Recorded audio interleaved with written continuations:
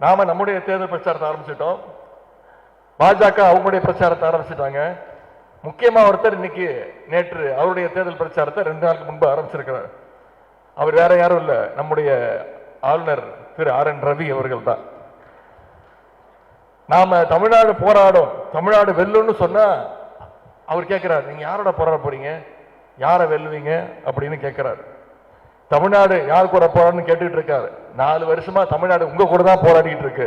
ஆளுநர் RN ரவி அவர்களே, நிச்சயம் தமிழ்நாடு உங்களோட போராடும், உங்களோட வென்று காட்டும். சட்டமன்றத்தில் எந்த கோப்பை அனுப்பிச்சாலும் அதுல கையெழுத்து போட மாட்டேன்னு சட்டபூர்வமா நம்முடைய தலைவர்கள் ஒவ்வொரு முறையும் வெற்றி பெற்றுக்கிட்டு இருக்காரு.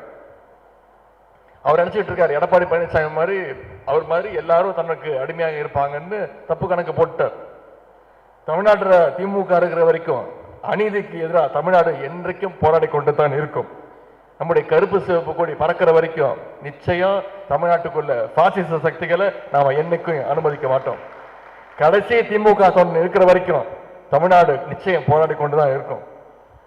அதே மாதிரி எடப்பாடி பழனிசாமி அவர்கள் புதுசா ஒரு விஷயத்தை சொல்லியிருக்கிறார். நேற்றிலிருந்து அதிமுக தான் இன்னைக்கு மக்கள் மனசுல முதல் இடத்துல இருக்கு அப்படின்னு கண்டுபிடிச்சிருக்கிறார். அது 2வது இடத்துல தான் மற்ற கட்சிகள் யார் யார் இருக்காங்கன்னு போட்டி போட்டுக்கிட்டு இருக்காங்க அப்படின்னு பேசியிருக்கிறார்.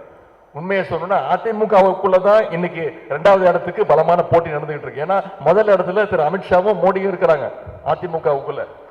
இன்னைக்கு 2வது இடத்துக்கு தான் திரு எடப்பாடி பழனிசாமியா, OPS சசிகலாவா, செங்கோட்டையனான்னு அவங்களுக்குள்ள போட்டி நடந்துகிட்டு இருக்கு. மக்களை காப்போம், தமிழகத்தை மீட்போம்னு திரு எடப்பாடி பழனிசாமி அவர்கள் சொல்லிட்டு இருக்கார். முதல்ல அவர் பாஜக கிட்ட இருந்து அதிமுகவை மீட்க வேண்டும், அந்த பணியில அவர் இறங்க வேண்டும். எப்படிப்பட்ட அதிமுகவும் பாஜகவும் மீண்டும் ஆட்சிக்கு வந்தா என்ன நிலைமையில தமிழ்நாடு கொண்டு போய் விடுவாங்கன்னு நம்ம அத்தனை பேருக்கு தெரியும், கண் கூட பார்த்திருக்கிறோம். 4.5 வருஷத்துல மாநில உரிமைகளை மீட்டிருக்கிறோம். ஆகவே இதையெல்லாம் தடுக்க வேண்டிய பொறுப்பு யாருக்கு இருக்கோ, நம்முடைய கழக உடன்பிறப்புகள் உங்க அத்தனை பேருக்கும் இருக்கு என்பதை நீங்கள் உணர வேண்டும். ஆகவே 2026 சட்டமன்ற தேர்தலில் இந்த அடிமைகளையும் பாசிஸ்டுகளையும் நாம் மறுபடியும் ஓட விரட்டி அடிக்க வேண்டும். செய்திகளை உடனுக்குடன் தெரிந்து கொள்ள கீழ்கண்ட கேபிள் மற்றும் DTH நெட்வொர்க்குகளில் எம்நாடு செய்தி தொலைக்காட்சியை காணுங்கள். பாதகம் செய்பவரை கண்டால் நாம் பயம் கொள்ளலாகாது பாப்பா. மோதி மிதித்து விடு பாப்பா, அவர் முகத்தில் உமிழ்ந்து விடு பாப்பா. அண்மை செய்திகளை உடனுக்குடன் தெரிந்து கொள்ள இணைந்திருங்கள் எம்நாடு தொலைக்காட்சியுடன்.